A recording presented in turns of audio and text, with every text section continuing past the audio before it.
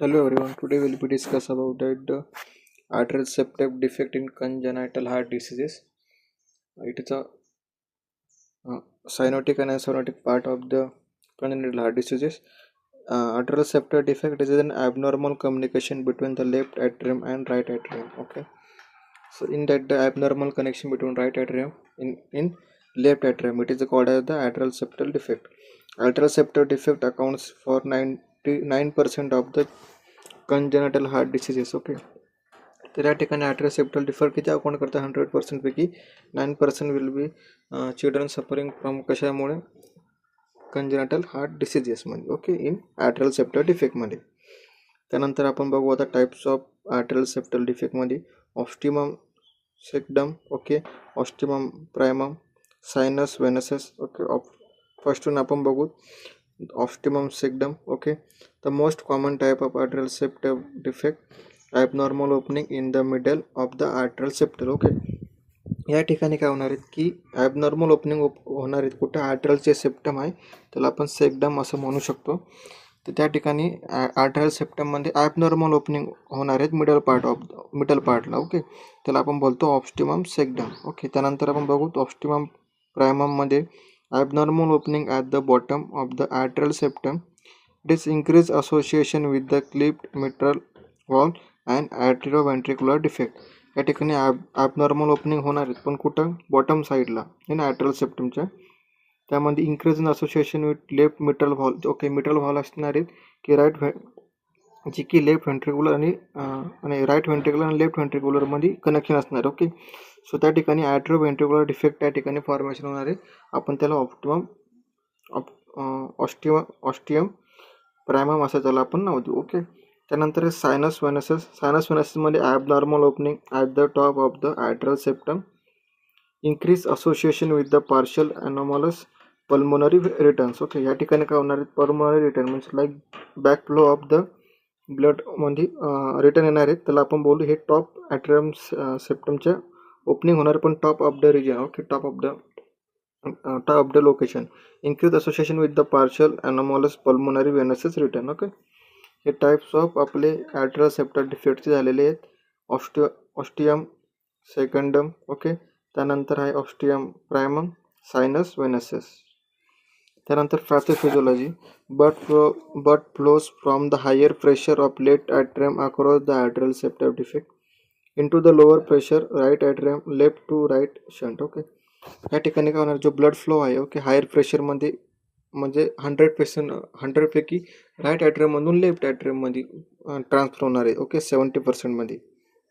त्यानंतर increase blood return to the right leads the right ventricular volume overload and the right ventricular dilation. Okay, या ठिकाणी pass होणार नाही समोर. Okay, atrial ventricular म्हणून समोर जे ब्लड फ्लो आहे ते पास होणार नाही. त्यामुळे काय होणार की स्टोरेज इन्क्रीज होणार आणि त्या ठिकाणी प्रेशर त्या ठिकाणी इन्क्रीज होणार. Okay, increase pulmonary blood flow leads to elevate pulmonary artery pressure. Okay, so त्या ठिकाणी increase in pulmonary blood flow increase झाला त्या ठिकाणी आपण त्याला नाव काय बोलू एलिवेट काय होणार त्या ठिकाणी पल्मोनरी आर्टरी प्रेशर हे इन्क्रीज होणार कारण की ब्लड फ्लो त्या ठिकाणी इन्क्रीज आहे. ओके, तर आपण बघू नेक्स्ट क्लिनिकल मॅनिफेस्टेशन. क्लिनिकल मॅनिफेस्टेशनमध्ये आपण बघू usually asymptomatic clinical symptoms very depending type of the association defect. त्यानंतर आहे कंजेनिटल हार्ट किंवा कंजेस्टिव्ह हार्ट फेल्युअर असणार त्या ठिकाणी right heart failure, left heart failure. Okay, frequent upper respiratory infection त्या ठिकाणी असणार आहेत. अप्पर रेस्पिरेटरी इन्फेक्शन आपण त्याला म्हणू शकतो. त्यानंतर poor weight gain. Okay, weight जे आहे ते पुअर म्हणजे लवकरात लवकर वेट गेन होणार नाही त्या ठिकाणी. Decrease exercise tolerance. ज्यावेळेला तो एक्झरसाइज करण्याचा प्रयत्न कराल त्यावेळेला डिक्रीज टॉलरन्स त्या ठिकाणी रिॲक्ट करणार. डायग्नोस्टिक एव्हल्युशन आपण बघू ॲट्रियल सेप्टल डिफेक्टचे. ऑस्कल्टेशनच्या वेळेला soft systolic injection murmur here best at the left upper sternal border widely split fix second heart sound. Okay, या ठिकाणी काय होणार आहे की soft systolic injection murmur here होणार आहे त्या ठिकाणी लेफ्ट अप्पर स्टर्नल बॉर्डरमध्ये. ओके, जी लेफ्ट अप्पर स्टर्नल बॉर्डर आहे त्या ठिकाणी मर्मर हिअर होणार आहे. ओके, त्यानंतर म्हणजे मर्मर हा साऊंड आपल्याला बघायला भेटणार आहे. त्यानंतर widely split fix second heart sound आपल्याला त्या ठिकाणी बघायला भेटणार. ओके, त्यानंतर आहे chest X-ray. Chest X-ray varies normal to right and the ventricular dilation increase in pulmonary marking. Okay, chest एक्सरेमध्ये राईट ॲट्रियल आणि व्हेंट्रिक्युलर डायलेशनमध्ये इन्क्रीज पल्मोनरी मार्किंग त्या ठिकाणी आपल्याला दिसून येणार आहे. सो ECG मध्ये नंतर आपण बघू varies right axis deviation and the mild right ventricular heart or the right bundle of branch will be block. Okay, ECG मध्ये आपल्याला ते दोन बघायला भेटणार आहेत ECG चेंजेस म्हणजे. ओके, सो ह्या झालं आपलं डायग्नोस्टिक इव्होल्युशन. त्यानंतर 2 dimensional echocardiogram like 2D echo with Doppler study and the color flow mapping to identify the site of the antral septal defect and associate lesion and the document left to right flow across the atrial septal. Cardiac catheterization.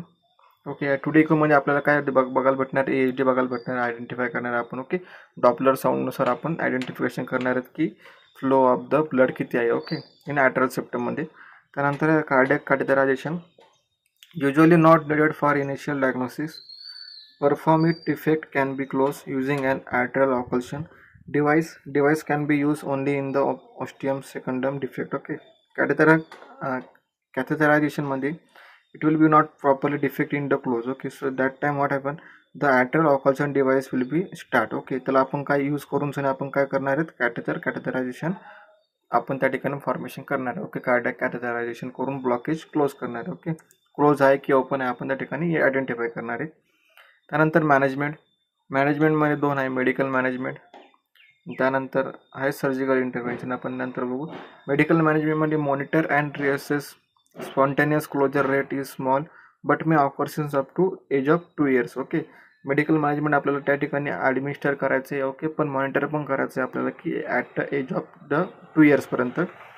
Treatment with anti congestive therapy like digoxin असेल, Lasix असेल, may be necessary sign of congestive heart failure are present. Okay, congestive heart failure present असेल तर आपण त्या ठिकाणी anti congestive therapy provide करू शकतो.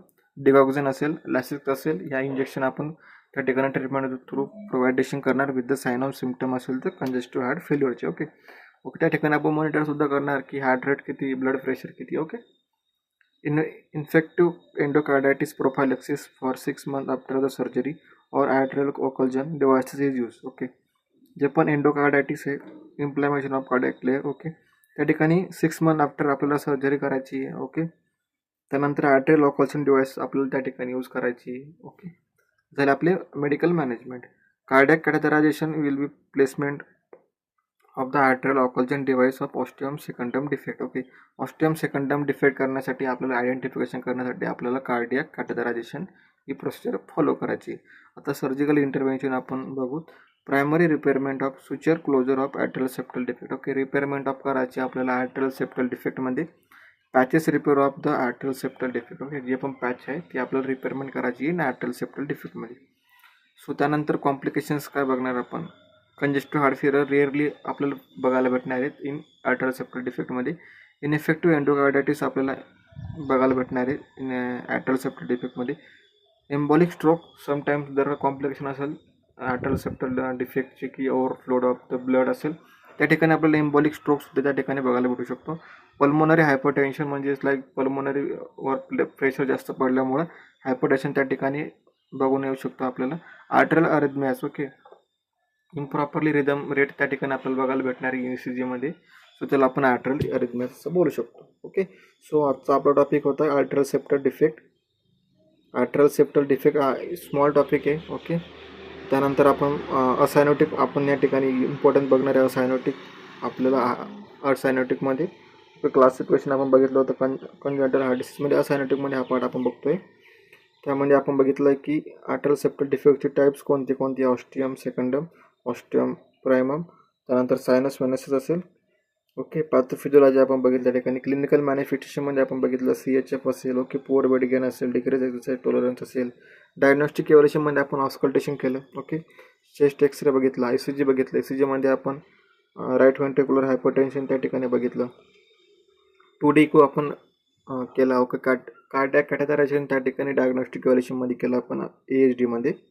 मॅनेजमेंटमध्ये आपण बघितलं की मेडिकल मॅनेजमेंट असेल लाईक अँटी कंजेस्टिव्ह थेरपी आपण प्रोव्हाइड करणार as per the sign and symptom असेल प्रेझेंट कंजेस्टिव्ह हार्ट फेल्युअरचे त्यावेळेला आपण हे ॲडमिनिस्टर करणार.